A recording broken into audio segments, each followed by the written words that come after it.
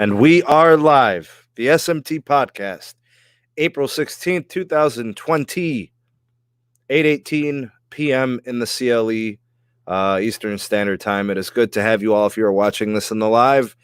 It is good to have you if you're watching this on replay. Thank you for being here to watch, however you are doing so.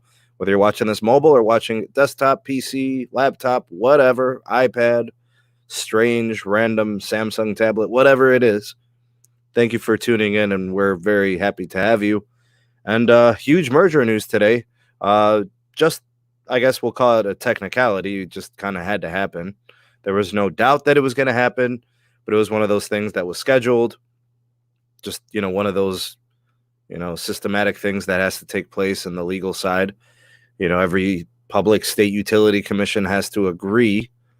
So California was the last one. They kind of held out, and they ended up getting the sweetest deal of all the states. Mississippi got flipped. Texas got flipped. They had some pretty good deals. I thought Nevada did really good, but California definitely takes the cake.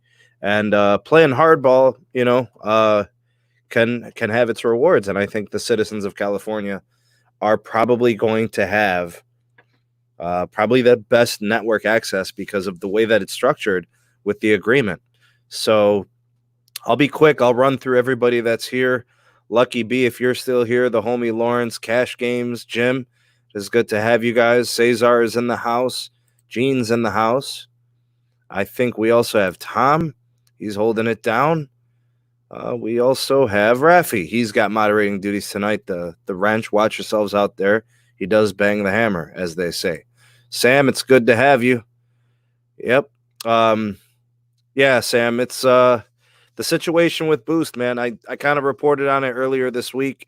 I let you guys know that there was going to be T-Mobile network testing, next week. I did report that. I reported a lot of that stuff, actually, about 3-4 days ago. So hopefully you guys are keeping up with all the videos. I know sometimes not everybody sees all videos, but I thought that was a big one. I'm surprised more people didn't watch that video because I've been getting a lot of Boost questions. So all I could say is make sure that you guys, subscribed. Also, bell notify yourself. Hit that the bell notification icon so you don't miss uploads because I covered everything. I had the information on the features. I had the information on the phone compatibility. I had the information on the network access, all that stuff, the activations, the whole nine.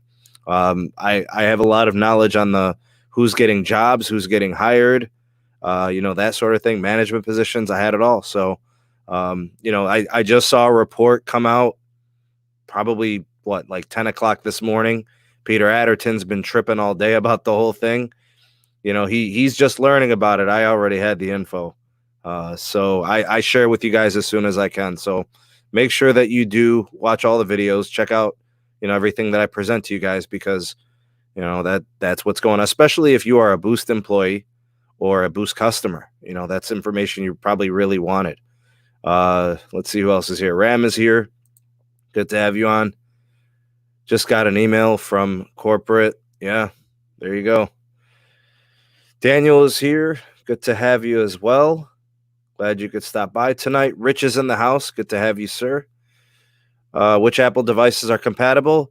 If you purchased your device from Boost and it's an older device, you have problems. If you purchased your device from, either unlocked or from a different provider, you're probably okay, especially if it's a newer iPhone. When it comes to iPhones, if you've got like an iPhone 6, an iPhone 6S that you purchased from Boost, or even a 7 from Boost, you're not going to have Band 71 support. You're probably looking at an iPhone 8 or newer if you're going to want to get Band 71 access. You're missing some of that stuff. And do keep in mind, if you want to get access to some of the more exclusive bands as they come out, like the CBRS spectrum, like Band 48 and 46, you're not going to have any of that access either with those older phones. Look, the customers that are on Boost obviously are a much more price-sensitive segment of the market. And a lot of them, if they are using older devices, they're in trouble. And especially those that rely heavily upon CDMA. All that stuff is getting shut down. I've been saying it for months. I mean, this dates back at least to last summer. I've been telling people for a long time. If you, and Jared, it is good to have you, Puggy. If you are a Boost customer with old legacy tech, you're in trouble once this merger wraps up, because everything is going to be on an MVNO agreement with T-Mobile. That's not new information. That's old school. Like, we've known about that. I mean, now it's just the things have hit the fan, you know. You will have access to the Sprint network until a certain point when everything switches over to the T-Mobile side. Because keep in mind, T-Mobile is going to be shutting down Sprint gear, and then it's all going to be T-Mobile operations in terms of the network. So, yeah. What's up, Artemis? Good to have you. Obed is here. Yeah, the testing is going on. There will be new activations done. It'll be T-Mobile network SIM cards. In my video, I called them TN SIM cards, T-Mobile network. So I also discussed the topic, band 71 on the 10R and up. There you go. All right, so there we go. Thank you, Michael. Appreciate the update. I didn't know if it was the 8 or the 10R. I knew it was that, I don't know, what would that have been, 2018 devices and newer. So what's up, Tim, man? Good to have you on. I know T-Mobile customers who will still use iPhone 6s.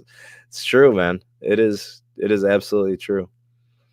Yeah, look, there's not much I could do to console people who have older phones and can't upgrade because they don't have money.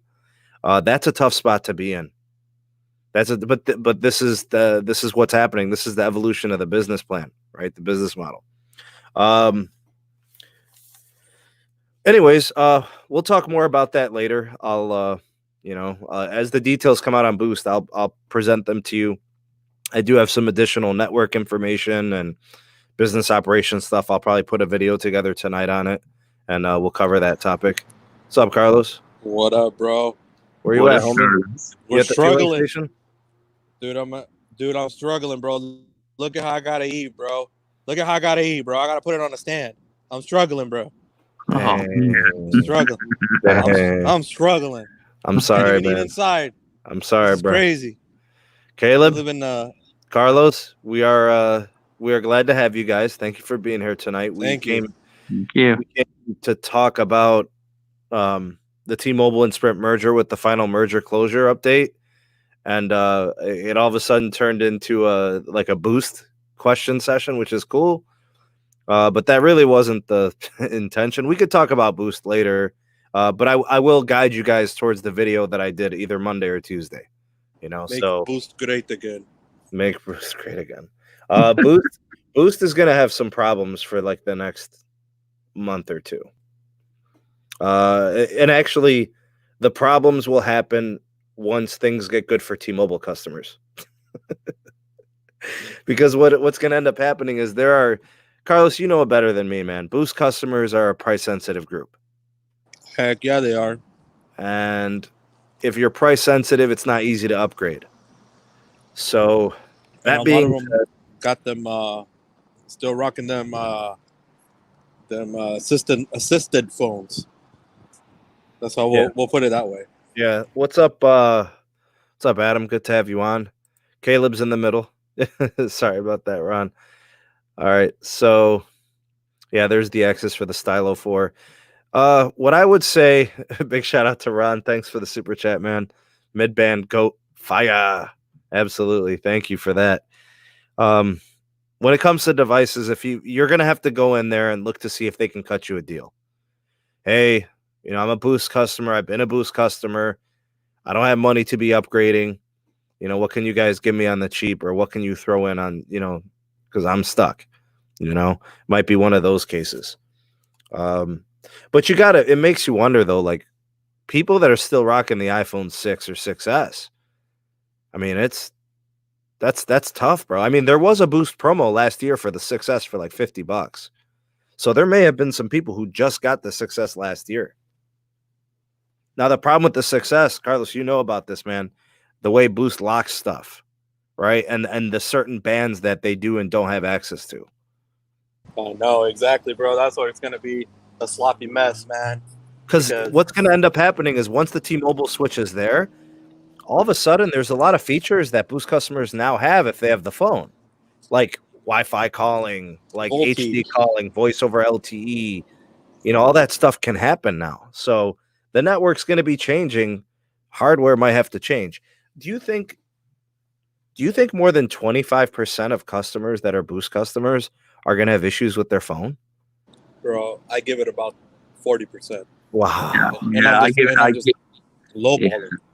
it about 30 to 35. Now, I'm kind of wondering, T-Mobile knows this is coming, obviously, but it kind of makes me wonder about the Metro PCS. Now, I'm sorry, the Metro by T-Mobile side of things. I think they're going to try to entice the Boost customers, to kind of steer them away, trying to, maybe they'll have some great deals coming up, some promotions, some free phones, maybe. I could really see Metro by T-Mobile really amping up their game, probably a lot more than in years past, to entice the Boost customers out there.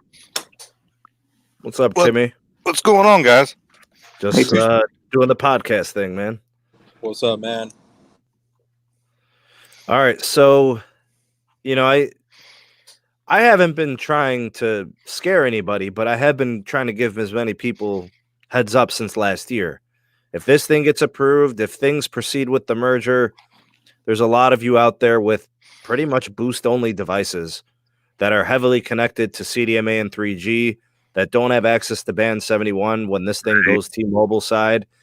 You obviously don't have access to, the newer bands. When we start talking NR, you're not connected to any of the Band 71 for NR, which by next year you probably want to, because if they're putting 10 or 15 megahertz on NR, I mean, that's a pretty nice amount of spectrum that you're losing connection to. Regardless of whether you feel like the devices are worth the money, doesn't matter. If they're putting 10 to 15 megahertz on NR and you're only connecting to 10 to 15 on LTE, and they do, because here's the thing, we don't know exactly how the DSS is going to work from T-Mobile. In February they told us they weren't big on it and they weren't really interested at the moment in time. So I don't know. We don't know much from what T-Mobile's going to do with DSS just yet.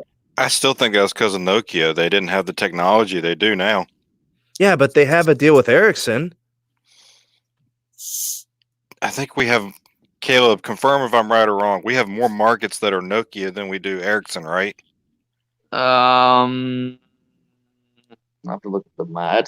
It's almost an even split, kind of, but we will have more Nokia markets that are taking over from the Samsung side, so that's going to be a lot more Nokia. But as far as the DSS piece goes, yeah, Nokia just kind of rolled it out a couple, week or two ago. But as far as implementing that, it's T-Mobile. They had to wait on the vendor for DSS, meaning Nokia. Well, I got a date on the Verizon one. It's in July. Well, right, but Verizon doesn't use they're all Ericsson though. Right. So right. What I'm saying is T-Mobile had to wait for Nokia to get this, the DSS. But isn't a lot of their new contracts with Ericsson because of the Sprint equipment? But that's what I've heard. They just pushed out Samsung. That's all they did. Yeah, they just pushed out Samsung. So the contracts are with Nokia and Ericsson, T-Mobile's are. But as far as the DSS piece goes, it's going to work exactly the same as what Verizon is. It's the same idea. All you're doing is you're just going from ENDC to DSS and standalone. You're going from ENDC to NSA to a DSS and standalone. That's all you're doing. So it's going to work a lot like Verizon's is. Okay. Let's talk about these agreements, man. Sheesh, bro. California put the squeeze on poor T-Mobile, huh? Squeeze. Yeah, they really got a lot in CapEx straight to California. It ain't going nowhere else. Sorry, y'all. No one else is getting any integrations or upgrades. All right, so here's how it played out. Let me go ahead and give all the concessions, all the agreement pieces, and then what we'll do is at the end of it, after I go through them, you guys tell me what you think is easily done and very realistic, and what's going to be the hard part and could be risky gray area. Like this may or may not hit the cutoff. Like, okay, so here's the first piece. The general population in California, 300 megabits per second speeds to 93% of California's population by 2024. All right, now you're not starting at zero, right? They have, I mean, I don't know what the average download speeds are in California, but I'm sure that average download speeds have to be around 40 megs between Sprint and T-Mobile. They have to be somewhere around there because that's national average, right?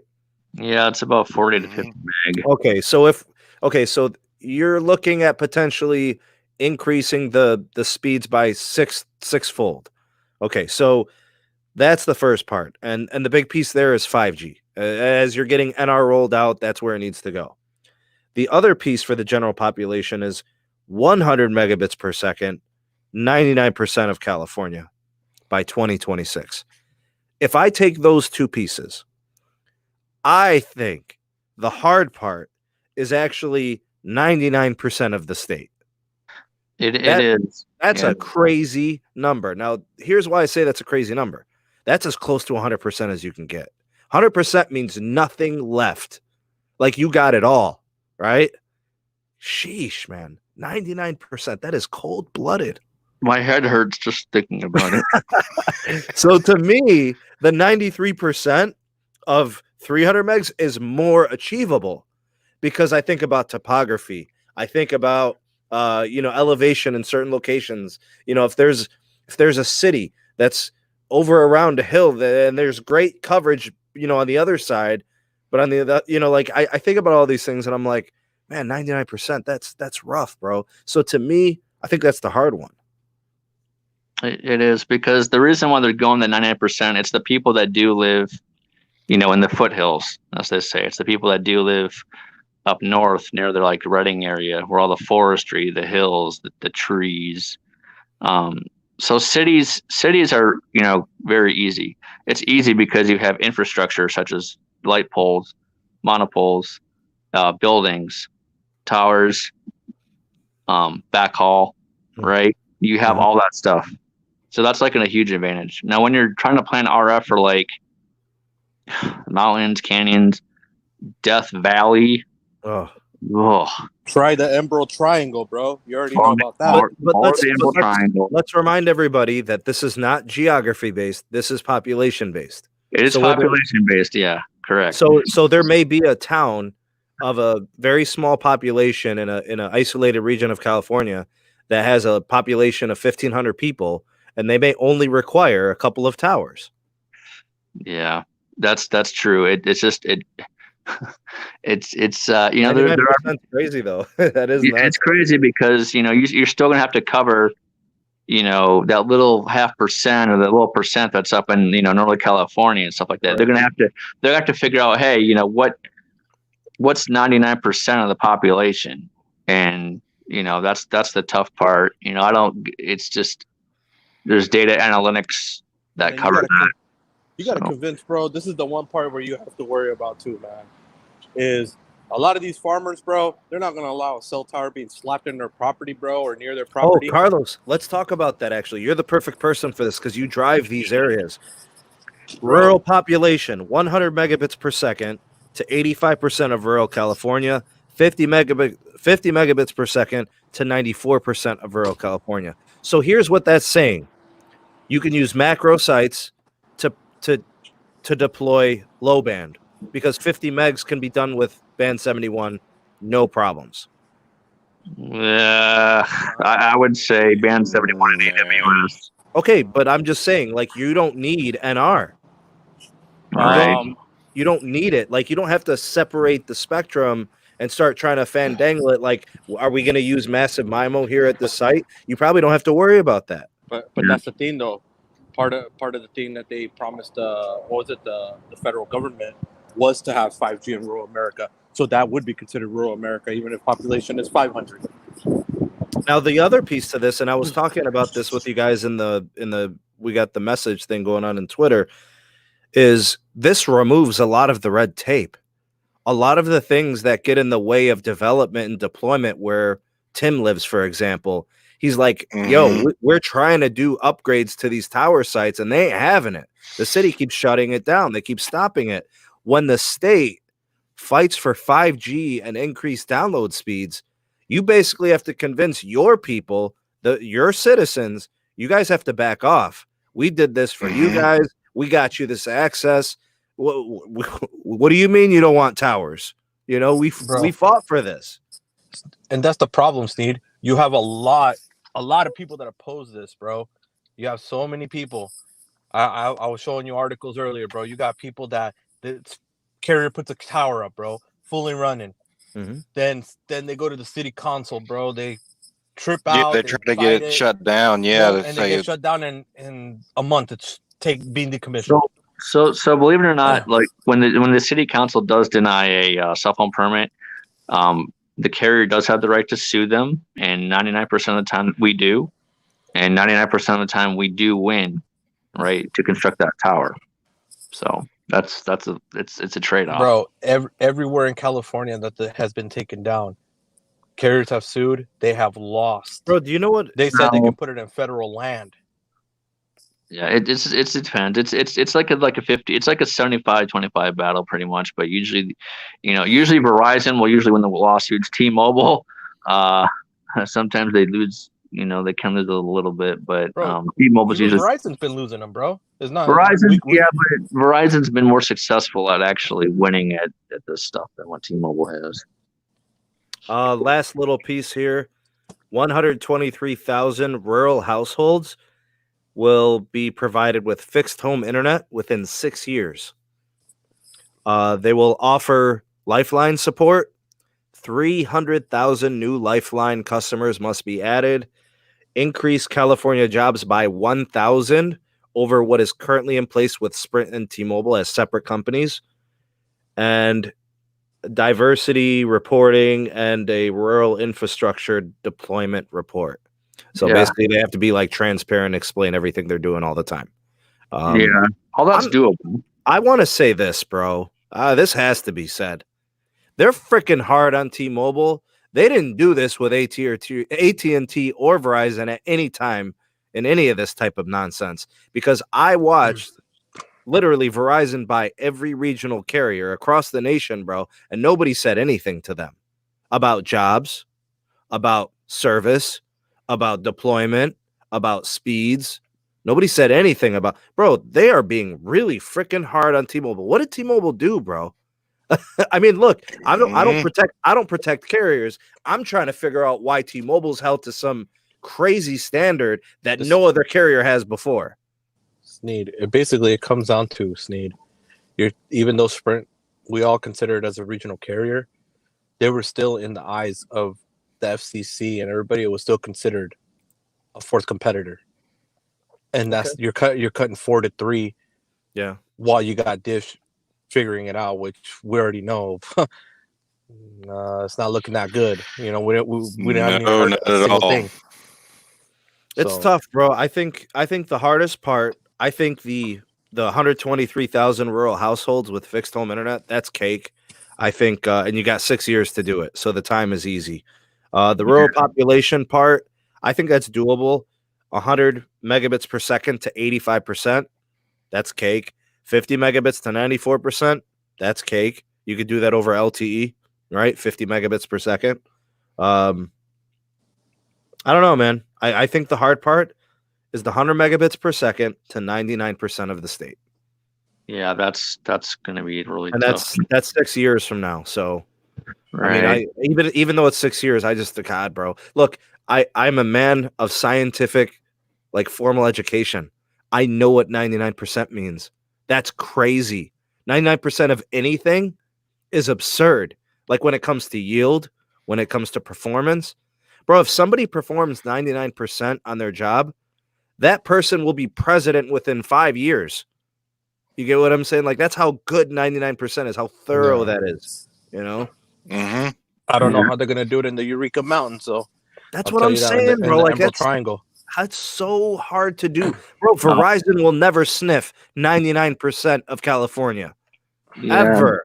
I think the reason why they were so hard on T-Mobile is because they know that they're going to be a strong number 3, and they wanted job protections, and they wanted Californians to have great options for internet and great coverage, and that's why they were so hard on them. So going back to my neck of the woods, I got Cell Mapper pulled up on my computer just looking. So physical downtown Raleigh, AT&T. There's only one tower in all of downtown Raleigh that has band 30. All the rest are band 2 and band 12. That is it for AT&T. But that, I mean, that depending on the carrier aggregation, that could be fine. I was speed testing 2 and 12 all day today, and I was getting over 100 megs in Cleveland. So I mean, that's not really the problem. I think the problem is, but I get what you're bringing up. You're basically saying they're not upgrading everything as I mean, crazy. compared to what Carlos gets out and where he is, where he's getting everything under the sun as far as spectrum availability, it's not here. So I know during the trials in court between the state AGs and the Democratic court process that we went through, a lot of state AGs were complaining, Sprint, T-Mobile, they don't offer service in my state. That's why a lot of them sued, and that's why a lot of them, they wanted the provisions. That's why Mississippi said that. Right, exactly. So, yeah. And I know another couple of northern states did too. So the state AGs are really, really hard, because the reason why they were so upset is because Verizon and AT&T, throughout all their mergers, they never really improved. Well, aside from they didn't really improve as much as they probably could have. That's what their main gripe was. So that's why they're trying to force Sprint and T-Mobile to actually provide more rural coverage, to be on par with that AT&T and Verizon.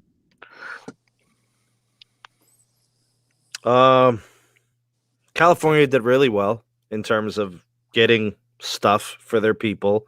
You could tell the commission is strong. You could tell by what they got. I think about the way that PCS, AWS, and then like the FDD side with 2.5. I feel like the spectrum assets are there. We're talking.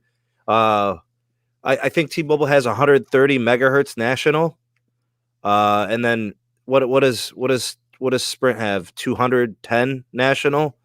I think the capacity it's over 100. It's like 160, I think. Okay, so they got at least 250 to 280 national spectrum in terms of megahertz, right? It has it's about 300 actually. It's about 300. Okay, so I was selling it short. Verizon serves the nation well with 150 national megahertz of spectrum, and they've done it with density.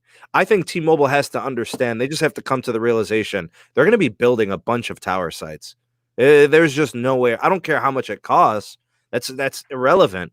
You're trying to do operations and meet these types of like 99%, 93%. To me, Caleb, it's screaming tower sites, bro.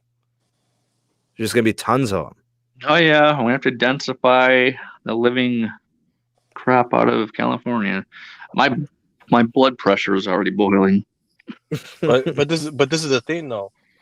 You only have so much spectrum per state. So what happens to be able to cover, especially with some of those speeds, bro? You're talking about San Francisco, San Jose, Long Beach, LA. I'm glad you brought that up. Populations are over 5 million, bro. I'm glad you brought it up. Guess what T-Mobile's going to have to deploy, whether they like it or not, in the next 3 years? Millimeter wave. I don't care what Neville says. Yeah. He can talk about all the cake he wants, bro. Birthday cake, zebra cake. I don't care what he talks about, bro. He's going to have to deploy his millimeter wave, and he's behind in that. So what he's going to have to do is he's going to be doing what Verizon's done for the last 2 years, which is R&D, trial and error. They have to deploy millimeter wave. They have to. So LA is going to get a bunch of millimeter wave. San Francisco is going to get it too. San Diego is going to get it. There's no way you can get a 300 megabit per second average. Yeah, but what about millimeter wave in these places? And home too. And home too. They're going to have to do fixed wireless. That's where the massive MIMO comes in with the beamforming, right? That's where we're actually going to get it to the households. Now I will say that there's going to be a lot of spectrum swaps going on with the PCS and AWS to get more spectrum for that. So especially, I could also see some more spectrum swaps in maybe about 6 years' time. Well, probably with Dish where there's 600 megahertz maybe. So we're going to see a lot of RF moving parts in California. That is for sure. I can kind of predict a millimeter wave swap with Verizon, so they can get the get all their millimeter wave within kind of like one frequency range.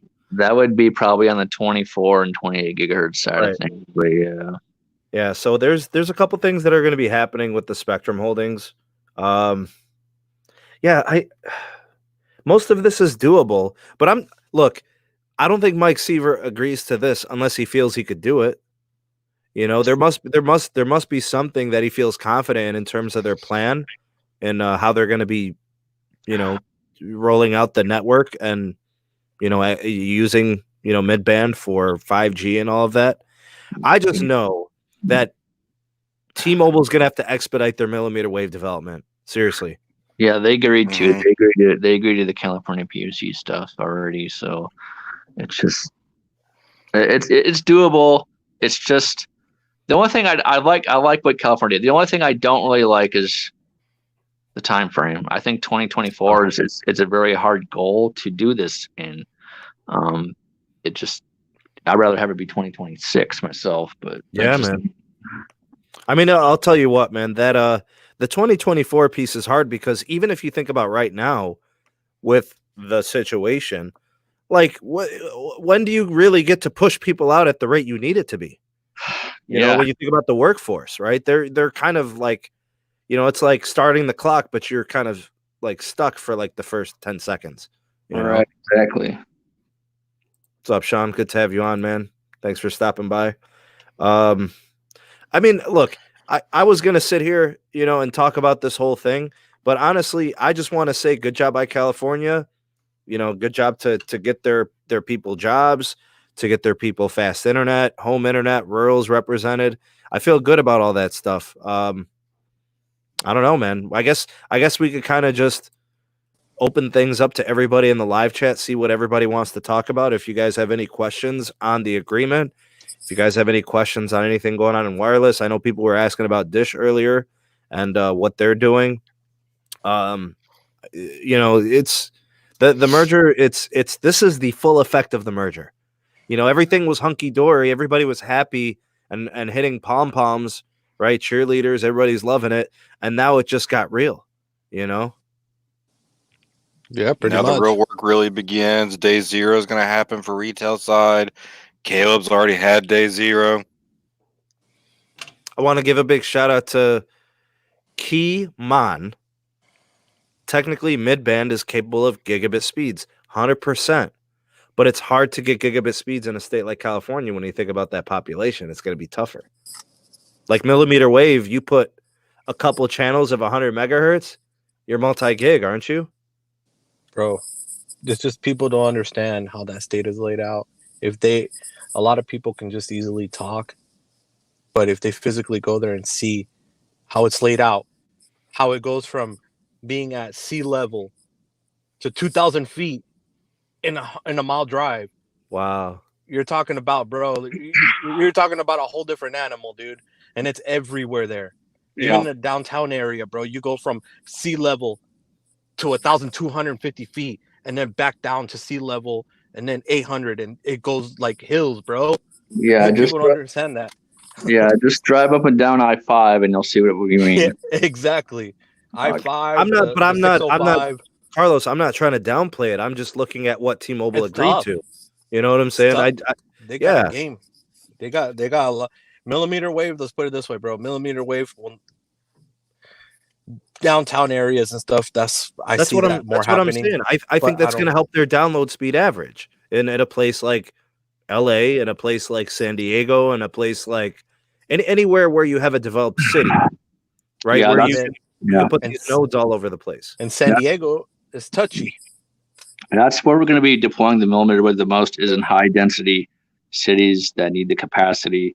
LA, San Francisco, San Diego. That I already know. That we're already planning for. That will boost your average download scores. Speeds, Carlos. But you got a place like San Diego that's real touchy. You want to know why? you got the Mexican carriers interfering, their signal interfering with the United States. You already got AT&T and Are you talking about from like Verizon feeling Tijuana it. and stuff like that? Yeah, bro. You got a Wow. lot of so it's gonna San Diego's gonna be the toughest one to do. Out of every single one besides the Emerald Triangle, that's gonna be the toughest one for Yeah. Metropolitan. San Diego's going to be a little bit tough. You got Telcel signal coming in from Mexico, like What do they deploy, Carlos? a quarter in downtown. What do they deploy? What they have 700 on there. That stupid Telcel, but they're the ones that are crossing over. They don't freaking. You know what the problem with them is that they don't do their freaking board. They don't do their borders right for their RF. Man, they suck. Like we're not seeping over to them. Verizon, AT&T are like they're seeping over to us, man. We're having talking about the interference with the network. Yeah, actually, bro, you're not correct, bro. T-Mobile, Verizon, everybody has towers facing Tijuana too, bro. They got back at Mexico and they have towers. If you look it up on Google Maps and everything, they literally have towers plastered right at Tijuana, and you can get native service there for most of the city. Can we address this? Can we talk about Boost? Look, man, Boost is a monstrosity of a situation. Boost is in shambles. No disrespect to anybody who works at Boost. No disrespect to Boost customers. That's not what I'm saying. The company has been hemorrhaging customers for quarter upon quarter. Sprint's prepaid churn rate was 4.97 2 quarters ago. It was 3.95 last quarter. That is absurd. Bro, that's Carlos. Yeah. Postpaid churn rate right now is like 0.95. Yeah. Actually, between the big four, it's like 0.95. Boost and prepaid from Sprint was at 4.97 and 3.95 the last 2 quarters. How could Dish be any worse? I'm just curious. What are we saying? They're gonna get a 5.0 churn rate? No way. Bro. It's like basically, bro, you're better off going to your nearest gas station, go to the dumpster, pour a gallon of gasoline, and just light the match and let the dumpster fire roll. Yes. You had to take it there. You had to take it there because he's been burning that T-Mobile gear, so he remembers all that stuff. Bro, just let it burn, bro. Hey, big shout out to Travis Clark. Thanks for the super chat, man. When will Sprint customers with LG's V50 get access to T-Mobile 5G? Caleb, could you speak to that? That'll be soon. We're trying to push. We're all working hard trying to push for maybe a summer or fall date. Q3, end of Q3, beginning Q4. Maybe between probably Q2 and Q3 maybe. But I'm just we're still got a lot of work to do. There's some areas to where we're trying to catch up. What I would want to ask you, Caleb, is would you feel better about where you guys stand a month from now? Like, would you feel like you kind of know where the end game is like a month from now? Honestly, I would probably say by July. You'd have a good understanding of how close you are, right? By July, yeah. Okay. Yeah, so then we're still in the early stages of a very challenging integration process. Another thing, Sneed, people are asking is, did they hold them up to having backup generator and backup batteries like Verizon towers and AT&T? T-Mobile? Yeah, bro. I mean, T-Mobile has some. Let's get to that. Big shout out to Willie Watson. Thanks for the 550 super chat. Appreciate the kind words, man. Thank you. The California Public Utilities Commission is on the hot seat for some issues with the fires from 2 years ago. Right. And there's going to have to be something there for what Carlos is talking about, I think. Because I know T-Mobile has some in Florida and stuff like that. They got backup generator in hurricane prone areas. Right. But it's not like a AT&T or Verizon where you have it almost everywhere. Almost every tower. Well, Verizon's is mostly everywhere. AT&T's is major metropolitan areas. Yeah, Verizon has it everywhere. Like, so besides that, the T-Mobile, they don't have them everywhere. They just don't. But that's going to be up to our battery and DC engineers Thank God that's not me. Bro, because I found some towers, bro, where I was actually reading up on them and reading the how they filed the FCC permits and all that stuff. Some of them, bro, it's diesel powered generator. Right. Once it runs out, you got batteries, bro, backing it up still, so it's still gonna stay on. Versus the generator, once that baby runs out, you got batteries still. That's Verizon standard. It's generator first and then batteries. So yeah, and they're all diesel generators. What I was gonna say for Hovey or Hove, no, I don't think Boost is dead. No prepaid carrier is ever dead, and I'll explain why. If a prepaid carrier runs a good promo, it could change the entire quarter. They could sell phones, they could port over customers. It has like a huge effect when you run promos. So, do I think they're dead? No. Do I think they're ready for a renaissance? Yes. And there's two reasons why Boost can renaissance. Number one, they got a new brand coming with Dish. They're going to be more competitive. They got a guy who wants to make money. Number two, the prepaid side is about to get a lot of new customers because there are going to be a lot of people defaulting from postpaid and leaving postpaid because of their employment problems with the current situation. Dish/Boost is going to be a beneficiary of that. As is Metro, as is Cricket, a lot of customers from postpaid will soon become prepaid customers. I don't have a number for you. I'm just saying I kind of see the market shifting. So actually, I think the getting is good right now for Dish. People know that you're a new company. I say you blow the doors off with promos. Offer additional hotspot, give new access to a new network, maybe run some kind of pricing promo. I actually think Dish can kill it.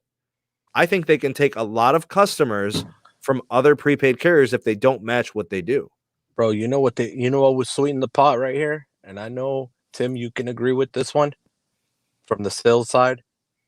Honestly, if they came with the promo saying, we'll give everybody if you switch to us, you bring your number over, we'll give you an iPhone 8 Plus or an 8 on us.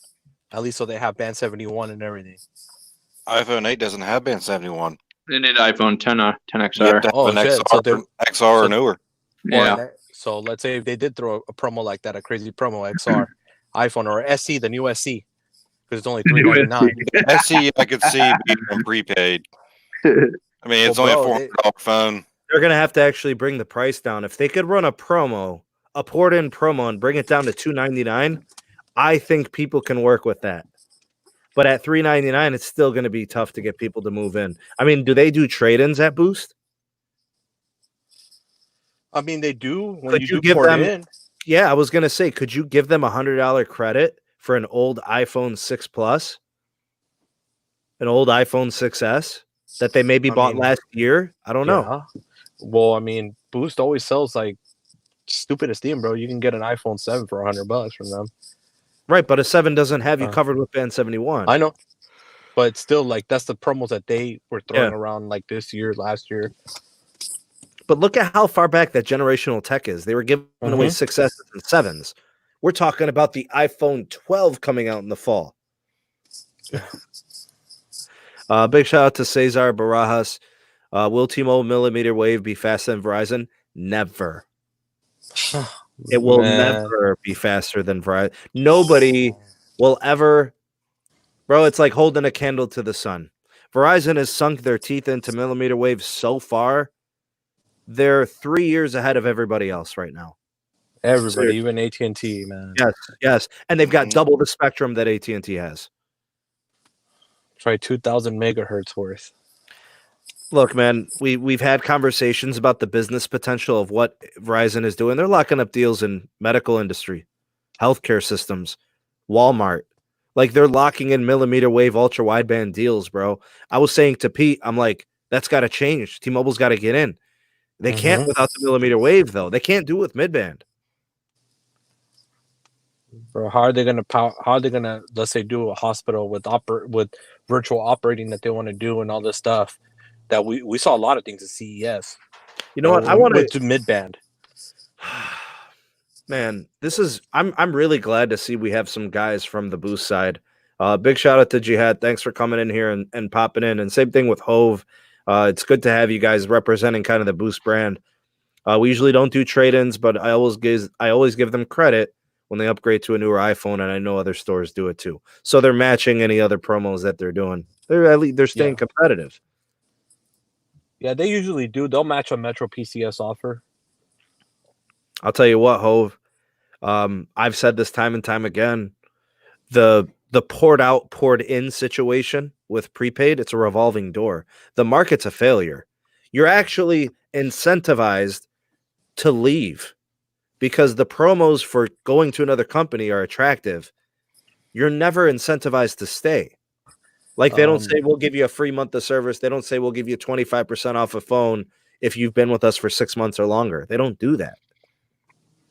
But you know that they know how long you've been with your prior carrier. They have those with your account number, right? Yeah. Yeah, now they have those systems where they can tell, like, okay, this person, they were just at Boost 5 months ago. Now they're porting here to Metro. Yeah, 5 months ago, that's actually good. But, like, seriously, bro, people are coming and going every month. Just watch. Prepaid's going to go bye-bye in about 25 years. That's why Metro and Boost, they offer incentives if you stay. That's why they keep track of that stuff. So if you stay with them for a year, you can get a free upgrade from them on how up to a certain point. Yeah, that's true. Or like us, if you stay with us for a year and have 12 on-time monthly payments, you can automatically be moved to postpaid without a credit check.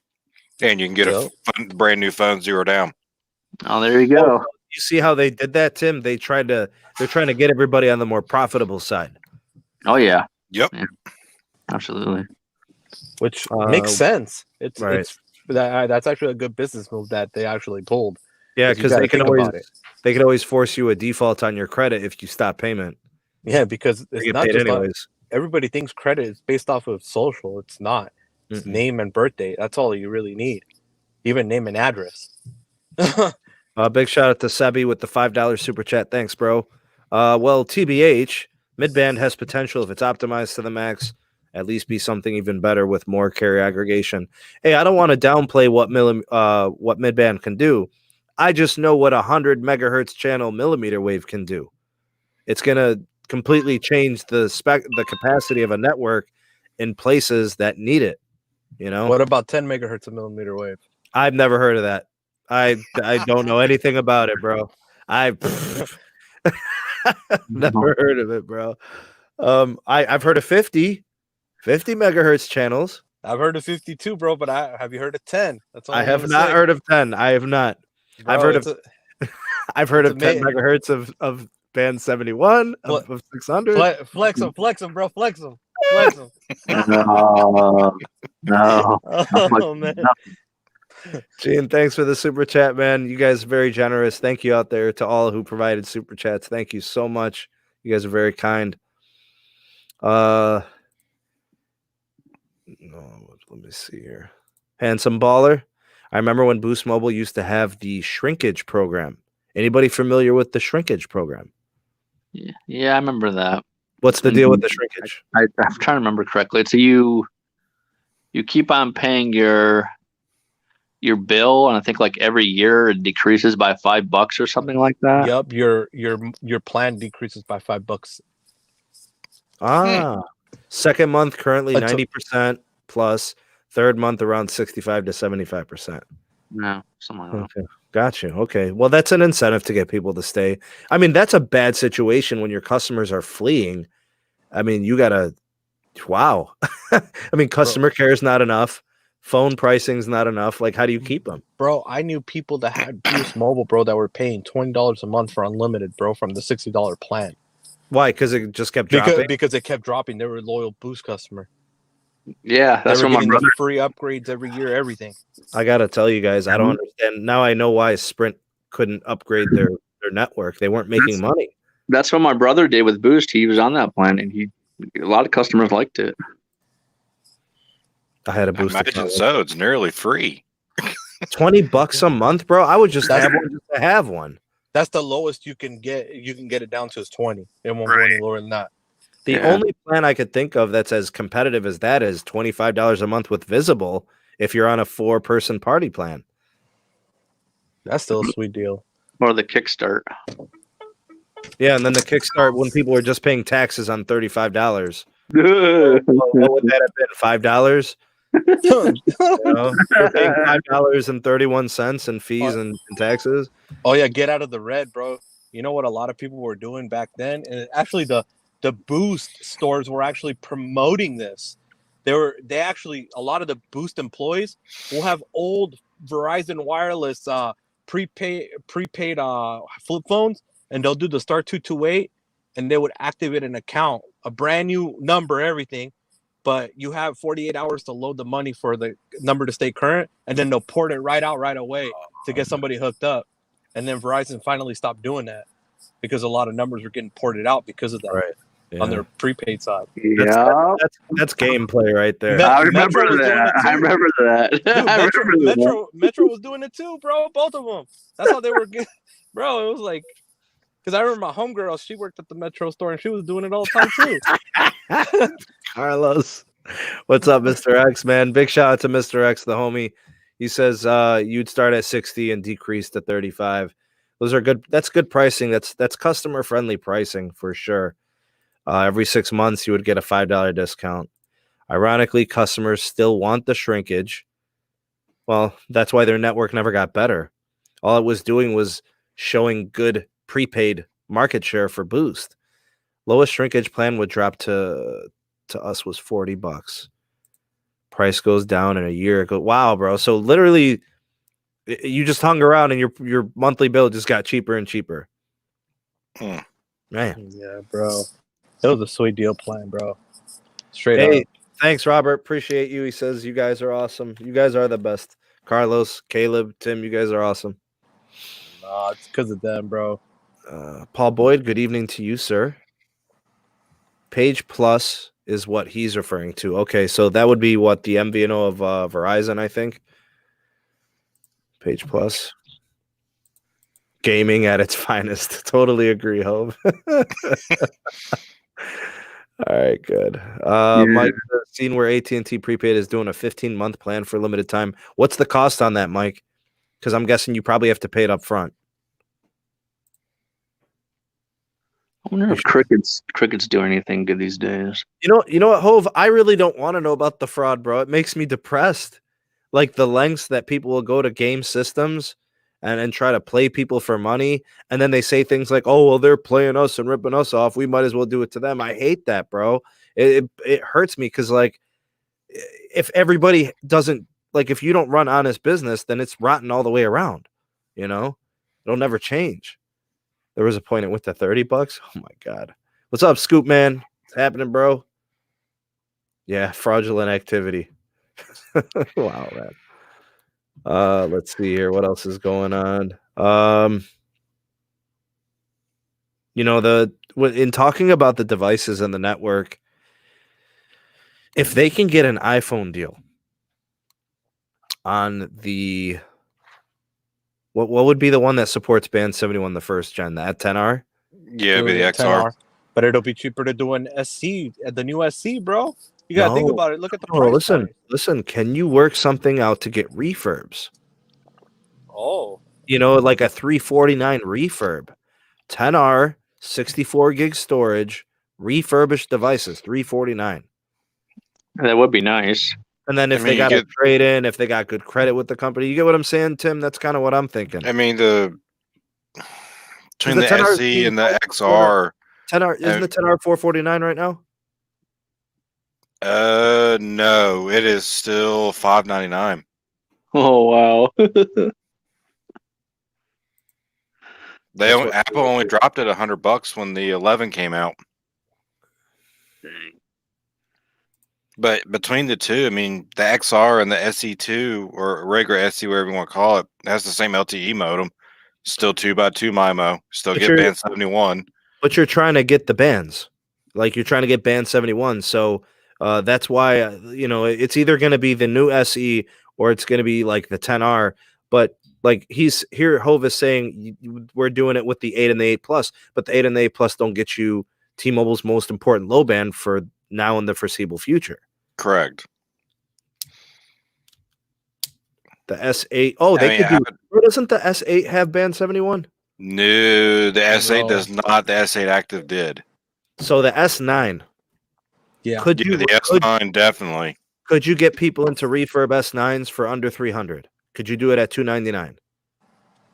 I mean, you probably could at this point. Honestly, I could see 199 out of them, bro. Big shout out to Stephanie Harrison with the $2 super chat. Thank you so much, Stephanie. Carlos, it's sunny where you are. Lucky you. It was sunny here today, but 39 degrees. And you had snow on the ground in your video. Crazy, bro. I'm not even in Cali, man.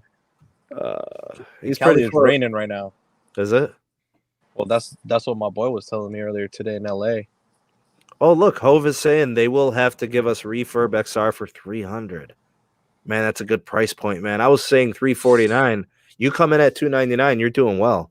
Heck yeah. Hey, at least with the XR, you still get the Face ID and the bigger screen and all of that. So, I mean, that'd be a win-win. It's a 6.1 inch screen. Why not? It's a good deal. Battery lasts pretty decent. It's eSIM capable. Yep. The XR was amazing on battery. I missed the super chat here from Travis Clark. Big shout out to Travis. $5 super chat. Will T-Mobile home internet be any good for data hog users like me? I use about 1.6 terabytes on average on my Comcast. There's no cap. Something tells me that T-Mobile home internet might not be as fast as your Comcast. Probably. So you might experience a slight speed drop off in your connection, but there won't be a cap on it, and you won't be deprioed or anything like that. So you could use 1.6 terabytes just fine. I'm just a little concerned what speed you have, because if you're going to go from like really liking your 500 or whatever megabits per second. I mean, if you're using like 150 right now, the T-Mobile home internet's probably going to be okay. But if you're getting like 300, 500 right now, that might be tougher. Move to California, you'll get 300 plus. I mean, if you're beside a tower that has 66 on it, I can pretty much guarantee you 150 here in North Carolina. Yeah, sure. I mean, all the towers around here that have 66, regardless of the carrier, they're all 100 plus. And that's a pretty good population of people too. Pete says there's one thing to consider with speed, though. The 500 means you can get 6 simultaneous YouTube connections. Facts. Capacity, bro. Yeah. It's all about the capacity. I am more needing upload at this point. Well, what do they give you in most cases? 10% of your download on the upload? So I'm getting 150 down, 10 up. So on T-Mobile home internet, you might get like 100 down and 50 up, or 40 up, or 30 up. I don't know. In some cases, it goes off based off the cellular network, right? So, yeah, and I've connected to T-Mobile sometimes, and I'm getting 40 megs. Yeah, but keep in mind, once you move everything to standalone, your upload speeds are going to be the same as your downlink speeds. So 100 plus on the upload? At least. Yep. Wow, that's pretty awesome, bro. I like standalone, man. Mm-hmm. Yeah. I like standalone. I can't wait for standalone, bro. What is it? July? You said they're starting. I don't think I said that. I think the last I checked, standalone was supposed to be deployed in June. Does that mean it's Zini or AT&T? No, that's like a nationwide standard. So when do we start seeing this stuff get turned on? Well, no, the standard probably, but it's not gonna. It's sure as hell. It's not gonna be in June by the end of the year, right? Like accessing it. Well, I honestly don't have a time frame for that right now. To be honest with you, We were always assuming it at the end of the year. Natively on band 14. With which carrier? AT&T. What do you mean natively on band 14? What on band 14. He's on 750. Band 14. Look at that. Yeah, bro. It's main connection. Hey, is that consumer or business? This is consumer on the business too, bro. What bandwidth? 10 probably. What is it? It's 10. Bet Yeah, you it's got to be 10. everything's 10 right now. They might have more. I just Joeseph, trust me, I know. I live in North Carolina. Raleigh is my market. As I've been saying, all 4 carriers suck here. God. They all need major improvement. Dude, that's awesome. But, great speed, Carlos. Big shout out to Carlos for showing this. But let me tell you, 10 megahertz is not doing the lifting on that connection. Bro, what's doing the lifting is this. Show him the band 2. Show him the band 66. Oh crap! Carrier ag. No wonder. This is band 30. Like I told you guys, everywhere where your band 14 is deployed, they're going to deploy the band 30. Like I was saying, so he's good to go. That's the outcome. Yep. Big shout out to my daily side, man. FedEx lost your shipment, man. I'm sorry, bro. That sucks, man. That's terrible, man. Dude, Josh wants me to test T-Mobile, man. Here, I got you. Hopefully, it wasn't a phone.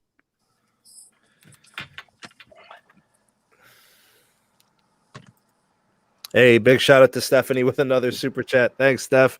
There's a Band 41 tower down the street from my house on Sprint. I love that mid-band. Have you guys used it at all? It's really, I mean, we all like the PCS spectrum. We like Band 25, but Band 41 has a lot of potential to do so much for the new T-Mobile. No, change the screen. Oh, God. Please. That's what, T-Mobile? Yes. Why don't you just turn off the NR and just do an LTE? just turn off the phone. Just turn off the phone, Carlos. No. I'm gonna do it. I'm gonna do it, and then you're gonna LTE's better, bro. I love LTE. Their LTE's the LTE's GOAT, bro. I can't look. No, their LTE is actually gonna be better, bro. Hold on. It has to change to LTE. Hold on a second. Hold on. So for all the patrons out there, those that are members of the community, you guys already have access to my my vlog of testing AT&T. This is business line that I'm on Carlos's account. And listen to some of these speeds that I got today. These are all LTE speed tests, no 5G access, all LTE. These are all download speeds. 110, 80, 100, 98, 87, 171, 160, 50, 130, 7, 93, 40, 186, 215, 26, 146, 154, 125. Bro, that was all over the city today. Oh, man. That is not what I was expecting to see. What carrier? T-Mobile. T-Mobile Steed? And he's on LTE Plus, so he's carrier aggregating. No, mine. All the numbers I was giving off was AT&T. No, AT&T. That's what I figured. I'm sorry, I was talking about the speed test. Right. That's Cleveland, Hove. I'm talking Cleveland numbers, man. It's really, really good here. Actually, you know what? Honestly, bro, you could have any carrier you want in the CLE. You'll probably be okay, no matter what. I think the networks have really matured over here. Carlos, where are you at, man? Bro, I'm in St. George, Utah. Go to. I can't even speak for Utah right now. let me give a big shout out to all the Samsung Knights out there. Anybody who loves their Samsung devices. This is the S20 5G, right? It's a 5G device. Yeah. This is the most horrible, awful battery life I have ever had on a smartphone. This is terrible. Really? The Samsung UI takes up a lot of that battery. Bro, Thank you. Battery life is trash, bro. No joke. I think that this phone might get 4 hours of screen on time. Yeah, that's bad. Wow. I speed tested it for 3 hours, and it was down to 30%. Yeah, that's why it's important to have stock Android. You could smash that phone with a hammer and you'd be a lot happier. Bro, my Ultra is about the same, bro. Straight up Garbini, bro. I feel like throwing it in a dumpster and lighting it on fire. Robert, to be honest with you, it's not even, I don't even connect to 5G, so having the 5G modems is actually a detriment. You know, like I mean, if I was connected to 5G, I would say, okay, well, it's the early tech, and I guess I just got to bite the bullet. But I'm not connecting to 5G through AT&T. When I had the T-Mobile SIM in there, the speeds were worse. On 5G and NR and whatever else was going on with the connections.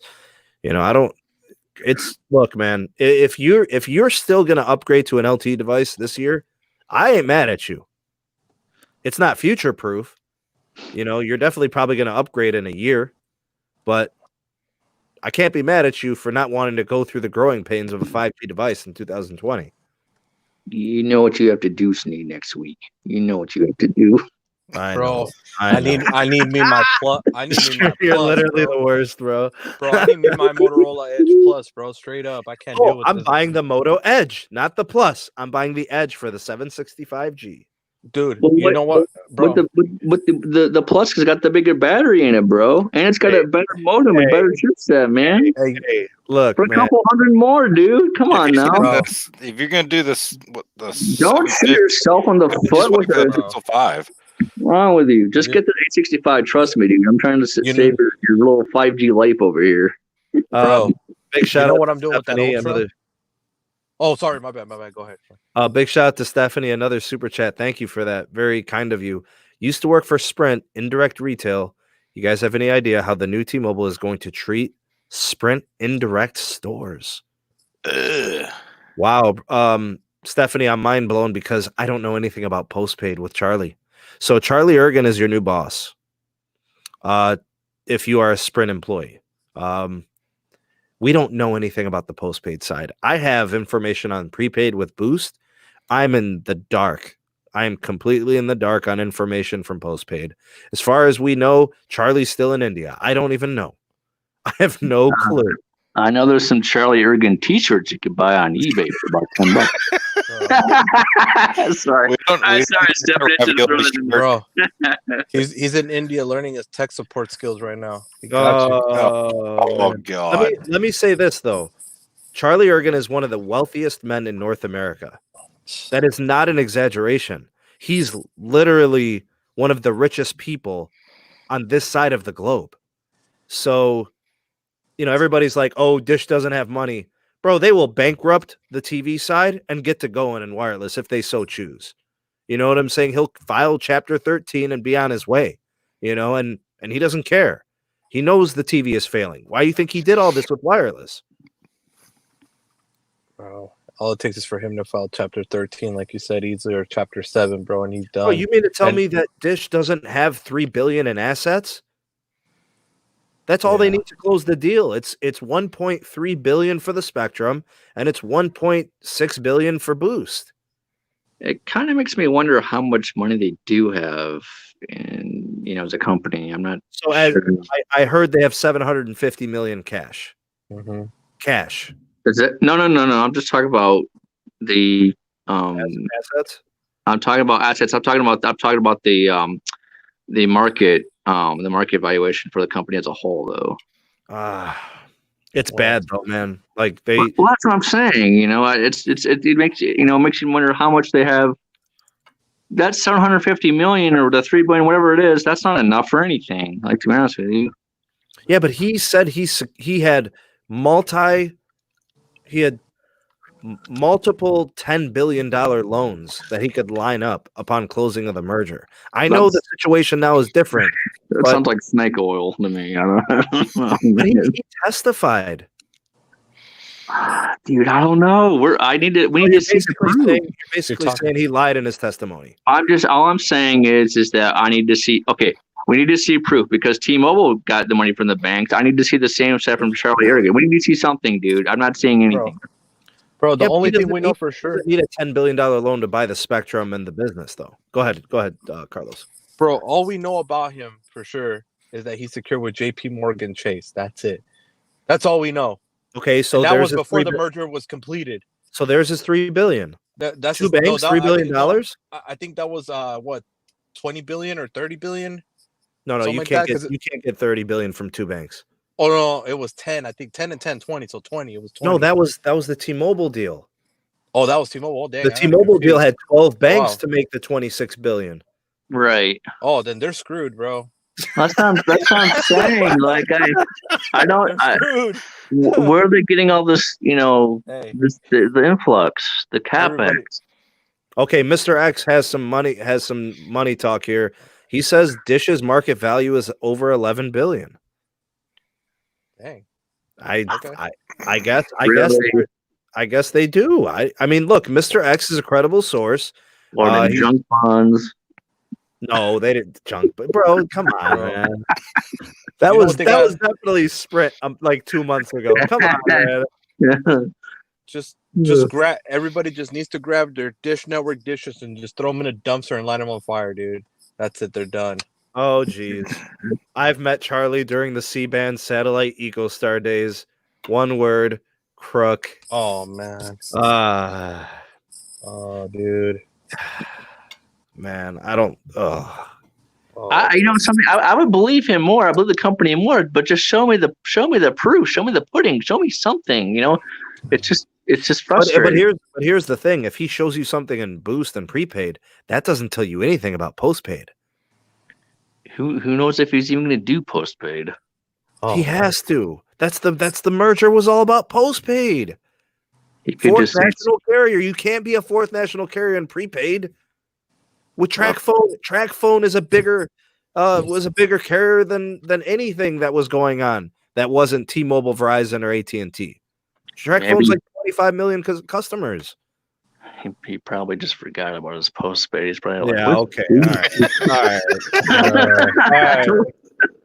What is this over here, bro? That's like saying I forgot about my wedding. Sorry, guys, I'm late. Exactly. Today. My bad. Regardless, we're forgetting though, they are leasing Spectrum. They're gonna lease it, so they are gonna be making money off that. Can we not time out Tom? What is going on here? Go ahead, Carlos. No, but what I'm saying is there's Spectrum that is being leased and that is going to continue being leased. They can make bread and butter from that. But they still have to offer a postpaid option. And Charlie testified that he had the loans, he could get the loans, and he also said within 30 days of merger close, he was ready to operate postpaid. That means, okay, so what is official? That for a minute. My name is Charlie Ergen, and I am coming back to you, sir, because he did. So say that means they have to show something postpaid on May 1st because that'd that's be what 30 I'm saying. days. Dude. That's what I'm saying, bro. Sneed. Like, there's no freaking way, man. No way, the no guys way. are freaking. The guys, talking out his behind, bro. Like, there's no way. No way. The only thing that he could possibly have going on right now is basically falling back on the situation and say, well, things haven't developed. The merger got pushed back. He might have a list of excuses, but we're going to at some point have to know something about postpaid. Ergen Mobile, May 1st. I hope so. Yeah, that wouldn't surprise me. Right? Hey, example, though. What if they lock down with somebody, though? What if he locks down with let's say he Amazon has to remain or Google or something. He has to remain majority owner. That's 51% or higher. That's all that he's required to do. Okay, so what if he lock in another player? He could definitely lock in another player. I don't think he has the money for that. I think he's just screwed either way. Well, if that's the case, then everybody rip your Dish Network dishes out and just throw them in a dumpster already. That's what I'm saying. He doesn't have the. How do you have the money for a partnership and they build out a 5G network at the same time? That's so hard to do. At 51% ownership, there's no way, dude. Like, that's what I'm saying. Like, there's nothing that says, no press releases, no news statements, no news conferences that says, hey, this is what we're doing for postpaid. We haven't heard nothing from him, and that's why it's so concerning and so frustrating, because he's just we don't know what he's doing, and it's horrible. Okay, but let's talk a little bit about Dish and the TV. Dish TV didn't fail because of Charlie Ergen. Dish TV did not fail because of anything Dish did.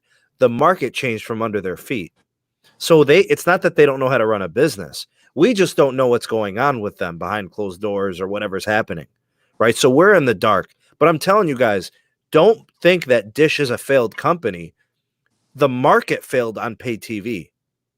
The market changed, right? Do you guys watch the NBA? Yeah. Like you guys Yeah. know the positions. There's point guards, shooting guards, small forwards, centers, power forwards, right? Okay. Yeah. Okay. The center is a big man position. It's a guy who's supposed to fill up the paint, take up space, rebound, block shots, do all the hard stuff, and they get no glory, right? They're like the grunt. That position doesn't exist anymore in the NBA. The game is now full of really fast, athletic players who can shoot. And they Man. where's the center in this? Nothing. The center has been completely eliminated from the current modern game. I think Dish failed because TV modernized. It became over IP. It became apps. It became streaming. It became Netflix, which, Dish, there was only so much they could do. The paid TV situation changed. So I'm not going to say that they can't succeed. I'm just saying for now, we know nothing. Yeah, you could say, well, that probably means that they have nothing going on. But I'm just saying it's hard to have any type of a pulse on it when we literally are in the dark when it comes to their postpaid. We're just now getting details on prepaid. I just started getting information last week. He's like circle jerking like all the telecom companies, man. Dish has one of the best and cheapest cord cutting services. Yeah, I agree, Sean. Kind of like the full. I mean, but the market changed. It wasn't something Charlie did. It wasn't something that Dish did. Bro, they say that Dish's executives are some of the best in any telecom. Seriously. I've heard that. And the guy, I guess his top executive is, when it comes to promotions and pricing, he's the best. I forget his name. I mean, I guess I shouldn't know it. I mean, whatever. I've heard that too. I don't know. Carlos is price locked in at $55 for every channel under the sun. At that point, that's as cheap as my YouTube TV. Bro, you just gotta know how to do it, bro. You just gotta look when you know your contract's about to expire, renew it again, bro, and they can't change it on you. Stephanie with another super chat. Thanks, Steph. You've been very nice of you to super chat so much. Thanks. Appreciate it. I hope you got your stimulus check today. Dish and other paid TV services are just more expensive than streaming, but Dish was smart with Sling. VPN. Yeah, Sling is good. I mean, I like the Sling option. I think it's a good offer. The pricing's competitive, but there's not much profit in streaming. It's so competitive. It's hard to make money in that market. I mean, Netflix had a bad roll for a while. Hulu has had to raise their pricing twice. They've had to do that. AT&T is out of tune with their customers and pricing. I agree, Saldana. The UI is ugly. I kind of like what YouTube TV does with theirs. I know, Caleb. I know it looks like there's nothing going on there. I don't know. It's hard to just say it's going to be a complete failure from Charlie's side. I don't know. We'll see. I guess we'll just have to stay tuned and either watch something happen or watch it fall apart.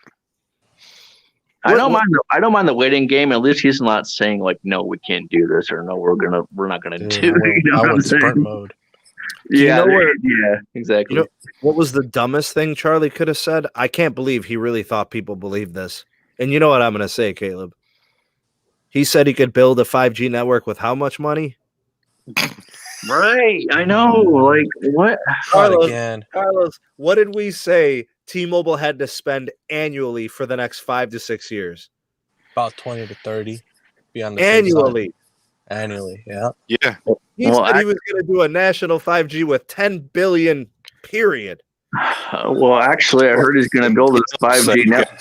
$10 billion just for California. I heard he's going to build his 5G network with Christmas lights. Actually, he is getting a lot of the Sprint stuff, but it ain't happening, bro. It's not happening. Is he gonna and he's gonna want to do all his 5G mid-band? And they have some millimeter wave. It's not much, but they have some. What the hell, bro? Who says that? If you believe that, I've got a bridge for sale in Idaho and an oceanfront property there. If you would like to buy it,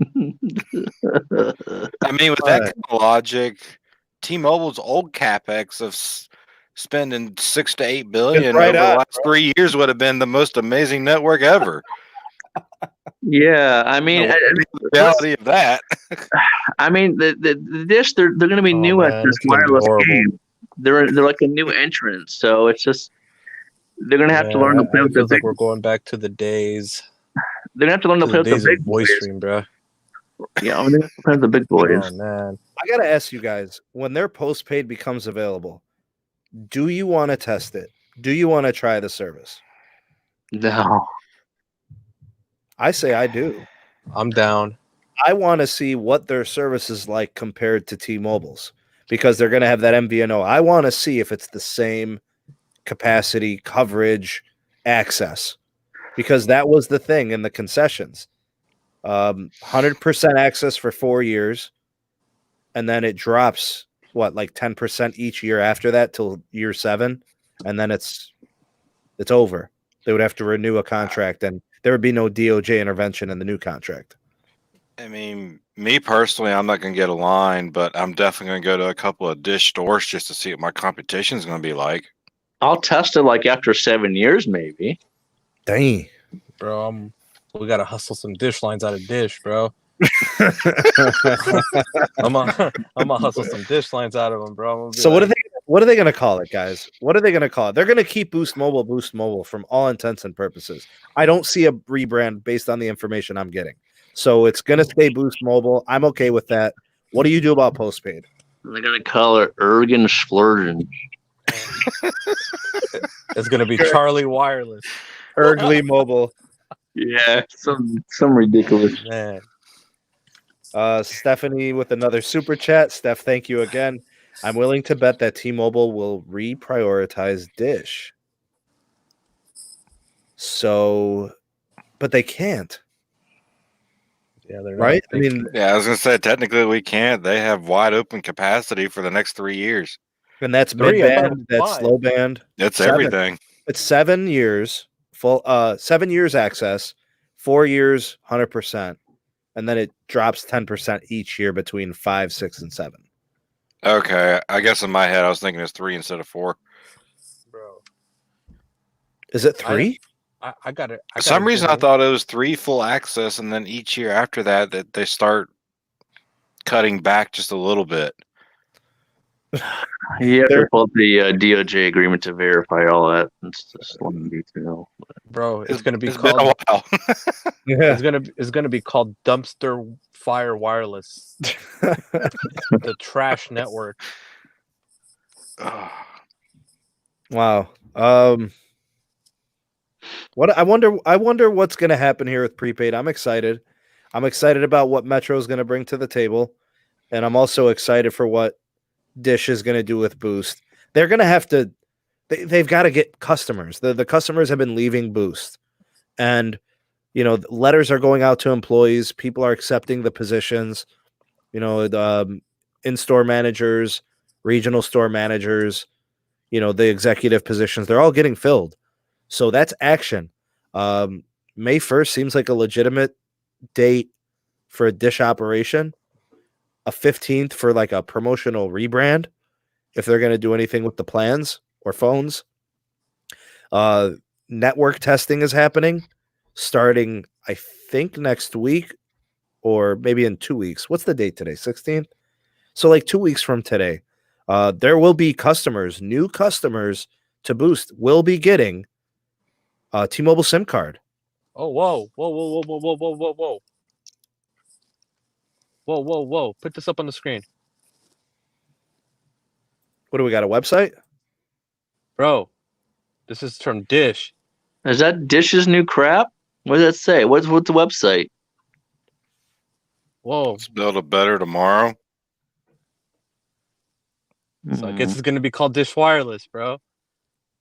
Oh, jeez. Good thing I was about to say I was going to look up some stuff, but good thing you looked it up. I've been calling it Dish Wireless because you might, like, if you're Dish, you want to start with some name There notoriety. you go. Oh, now we know. Yeah. bro. Jobs. Stephanie, thanks for the super chat. She says Death Star Wireless. I think that's already taken. Isn't that AT&T? Yeah.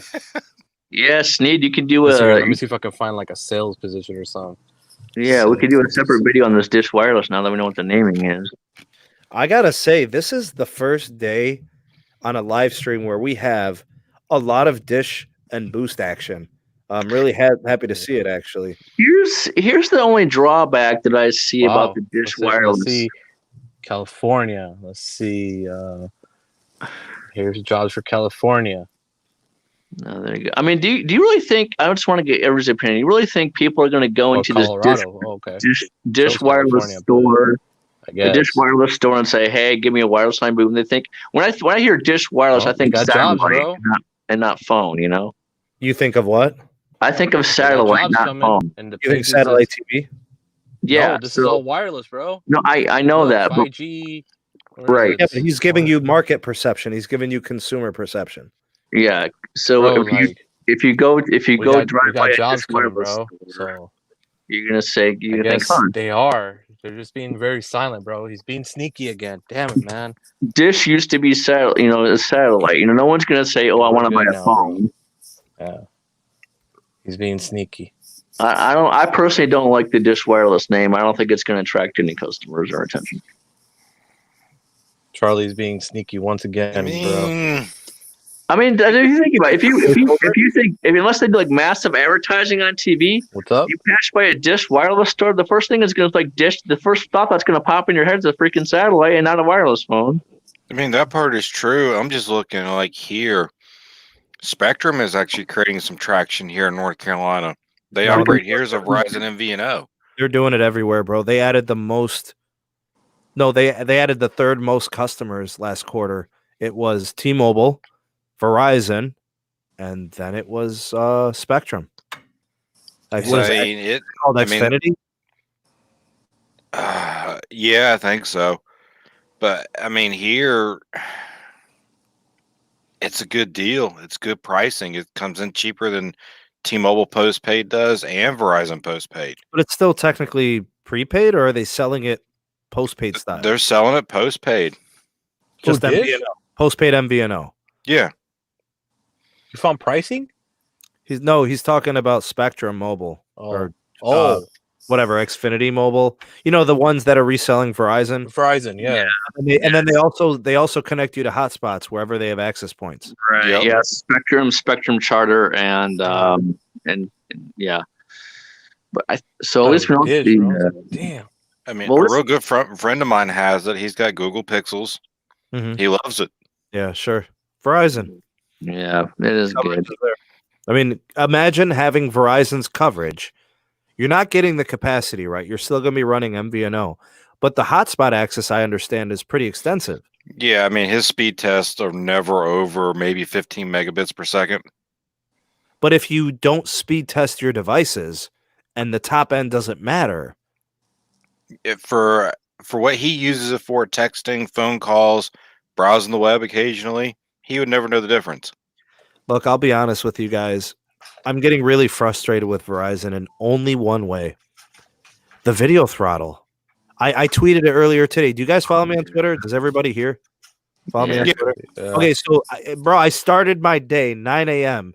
pissed at the world because my Verizon SIM card was capping me at 2.5 megabits per second for video, which keeps me at like 720p. You know what I'm saying? And then T-Mobile was doing it to me too. It was pissing me off. It was awesome, bro. I locked my phone to band 71 and I was getting like 15, 20 megs per second. But the video was stuck at 480p and it started buffering. So they did it to me too. So I was pissed this morning. And then you're on the Magenta Plus plan. It shouldn't be doing that.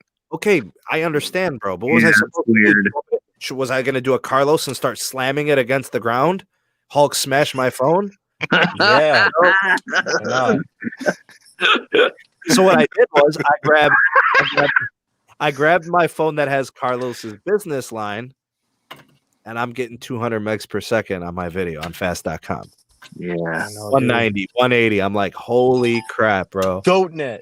I love the business. GoatNet. Straight Give up, them man. the business. Go. could try out Dish Wireless and see what they give you. Oh, Caleb. Sorry. Hey, you know something? We're at least we know something now. You can VPN it, bro. Like that's what I've been doing Like- to stream. But Hang on, let me pop up fast.net. Let me see what my video is. People showed me screenshots on Twitter. Sneed, I have the magenta plan. Here's my speed test. They were getting 50. They were getting 80 on fast.com. Stephanie, nice. Hulk smash, puny phone. There you go, Sneed. That's what I'm saying is why was it happening to me? Why me, bro? What is bro? I is hate T-Mobile to say Metro- it. It's all about that rate plan. What are you It's, talking about? Pete's got me on a business line, bro. He told me, he just posted in the chat, you're not on Magenta Plus yet. Oh, I thought I was. So I'm averaging 47 with 11 meg uploads. That's probably what you're getting on a regular speed test, right? Let's check. I bet you it is. You're probably getting the same. See, that's the thing. I think T-Mobile wants to give you all they can. They're not going to keep you from it if they don't have to. You know, like if they're not managing your network. That's true. They want to give you as much as they can if they can. Yep. Verizon's like, hell no, man. You're getting 2 megs. That's it. Get out of here. You're bothering me. Actually, that's the slowest I think I've ever been in my house. bro, Yeah. bro, that's why I It's love coming the up, old bro. plan. Is that the Verizon? That's the Verizon on my old plan. I have the new Verizon Unlimited plan from 17. I got nationwide 1400, bro. It's not even unlimited minutes, bro. I remember, I had that plan with Altel. bro. I had that plan with Altel. Yeah, Yeah. same here. Yeah. Nights and weekends at 7, and That's how they got 10 me out of friends and it. family Guess how they got me out of that plan? upgrading because you weren't able to finance. I know. That's why I was buying full price for everything. I was sucking it up, bro. What's up, Gene? Go ahead, man. Got a question? Got something you want to say? Does anyone here know how the existing Boost customers will be getting the new T-Mobile SIM cards? The existing Boost customers, that's probably a bridge that'll be crossed later. I don't know. Would they send them, or would they tell you to come and get one if they're going to pull you out of an old SIM card? What's the best way to doing that, Tim? Going to a retail store Yeah. usually. Yeah, go to retail store. That's the best way to do it because they have But a it is- stock in there. But it is going to be a situation where customers will have to take action. It's not just going to passively Oh. happen for you. There we go. That's better. Okay. So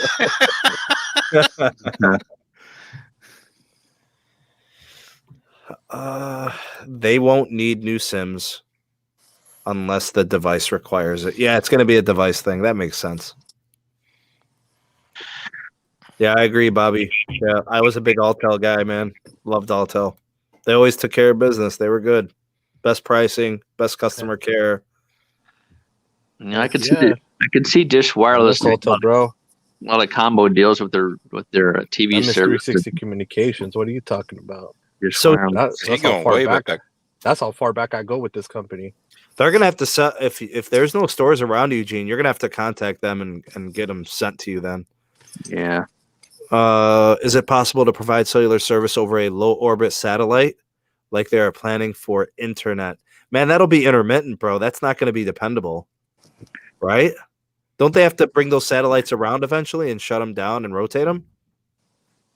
If you're in a low Earth orbit, and basically you have a bunch of satellites that are providing internet versus a geostationary orbit, which is thousands and thousands of miles away. That's only 3. But the LEO satellites, you have a lot of them providing your service. So you just need your satellite backhaul crap like that. But it'll work. We just have high latency on it. Anything and everything. Will Sprint customers need new SIM cards? Do you guys predict any of that? Needing new SIM cards? Shouldn't. Okay. No. See, those are good questions to ask because, I mean, you just want to know if you need to do anything by a certain date. What was that, dude? Am I hearing Someone's like got a cricket. I'm hearing like raccoons or like. Carlos. Bro, earlier it was so quiet, bro. You can hear the crickets, bro. Well, Carlos, if that's your way of wanting to get off, bro, then fine. I'm not gonna stop. No, it was That's not very nice. No, it wasn't. No, it was just awkward, bro. I was like, dang. All right, Like, so we all got were quiet. we've got ATG, HRG. I don't even know if that's a word. SFVD. There's one syllable last name is Svid. I don't even. All right, my bad. Anyways, for prepaid Dish should just sell their SIM cards through chain stores, supermarkets. So you don't want them to have their own stores? So what happens to all those stores, those Sprint stores, and all the currently operated Boost stores? Okay, where's the crickets at? You guys don't want to answer? I mean, You can't do that. He could just. Bro, honestly, that would be messed up, man. That's a lot of jobs, dude. Right. that, and that's a lot of good real estate because, I mean, 9 chances out of 10, whatever Sprint stores don't reopen or stay as T-Mobile, I mean, there you go. You got everything you need. You already got your tills, your computers, your safes. Everything's already there for you. Bro, I heard that they're even leaving some inventory in there too. I don't know. I should be getting some more information on Dish. Hopefully some postpaid stuff real soon. I'll keep you guys in the loop. Make sure that you are subscribed and you have your bell notification icon activated so you don't miss uploads and you get notified. Also, in the description box of this video and all my videos, there's links for the Patreon page, the second channel, SMT Mobile Tech live streams. We've got the Twitter handle, so you guys can follow me there, and I link all my videos and stuff if the notifications on YouTube aren't really working well. So you could check into that. And also the Megadon.net invite code is there. The social media platform of the future. Never need another social media platform ever again. Megadon.net. No algorithms, no ads, no tracking. Okay, so that's today's news, the merger situation. Dish is an ongoing development. Prepaid, the wheels are turning. Postpaid, hopefully we get some information really soon.